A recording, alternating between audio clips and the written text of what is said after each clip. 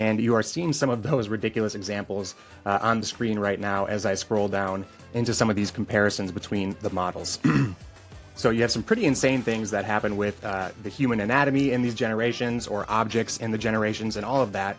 Videojam seeks to integrate the appearance and the motion of these elements in a generation into a unified representation, which significantly improves the fluidity and the naturalness of the complex motions in these generated videos.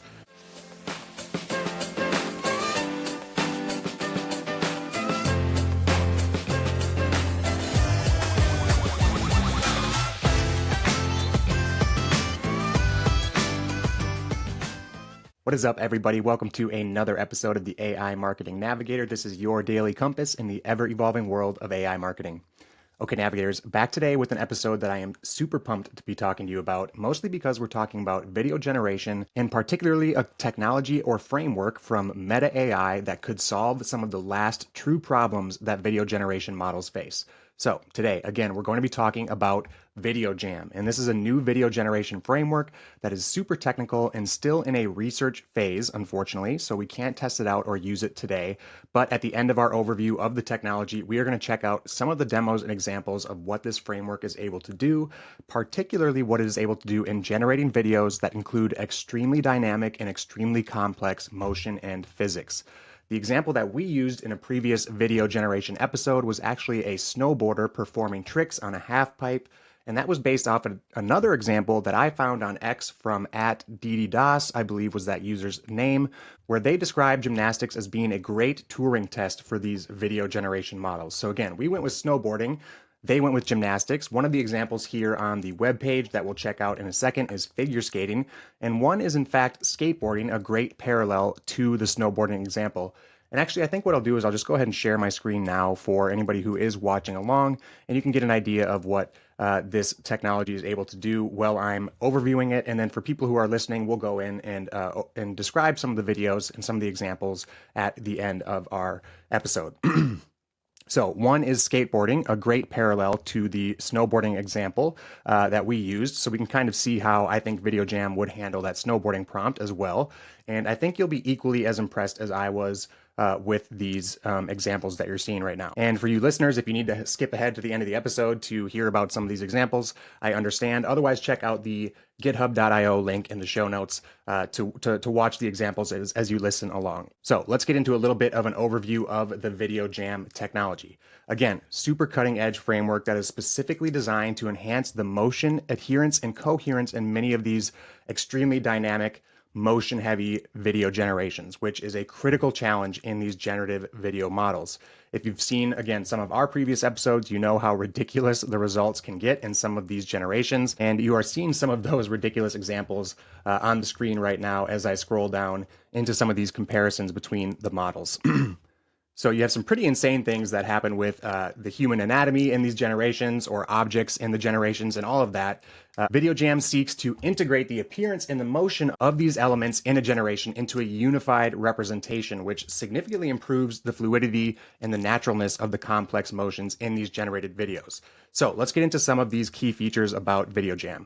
First, that unified appearance motion representation that I just mentioned. Now, on its surface, it sounds super simple, but in a traditional AI video generation model, they actually treat motion as secondary. First, they focus on the image adherence and the image coherence, and then they add the physics and the motion afterwards, which is the reason we get some of these very ugly, very disturbing, in some cases, dynamic videos. And Videojam actually merges the two, the image adherence and the motion adherence, into what they call a single latent representation during its training, which ensures that both aspects are being optimized simultaneously. So it sounds intuitive on its face, but it is an alternative way to build out these models. Cut here. You're no longer focusing extremely heavily on the image and not at all on the motion, or at least not until secondary on the motion, and avoids the trade-off between fidelity and clearness with physics and motion of these traditional models.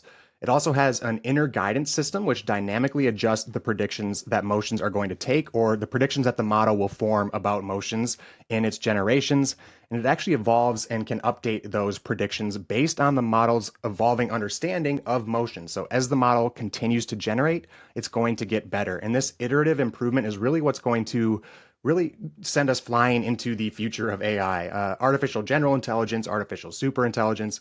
Once these AI systems and these AI coders specifically can improve iteratively, which they are very close to being able to do, it's kind of game over as far as a race to AGI and ASI is concerned, as far as, in my opinion, anyway. Okay, continuing on with the features of the model.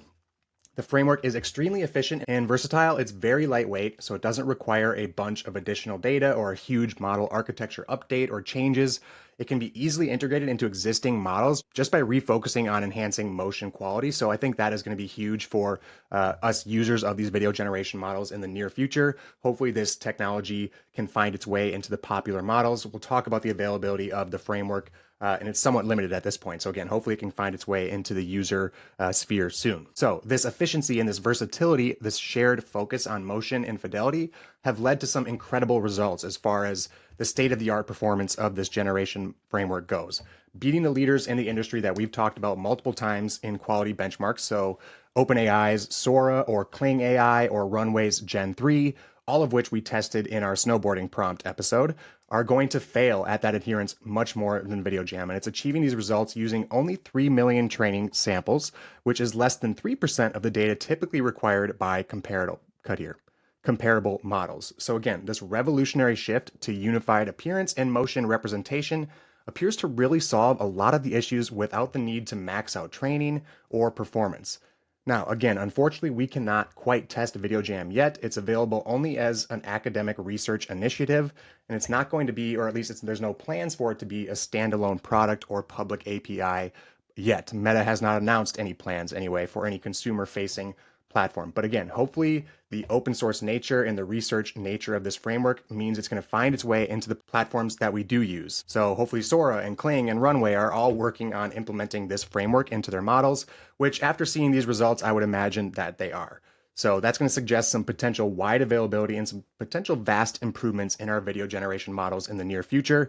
So we definitely cannot wait to see those here on the AI Marketing Navigator. So for anyone who is just listening along and hasn't been able to check out the Videojam GitHub page with the examples, the first one we're looking at here, at least the one I'm looking at right now, is the skateboarder. And the skateboard motion, the limbs and the legs of the skateboarder are all represented very smoothly and very accurately throughout the trick. It actually looks like a skateboard trick. I'm not an expert by any means, but the prompt, just a skateboarder performs a jump.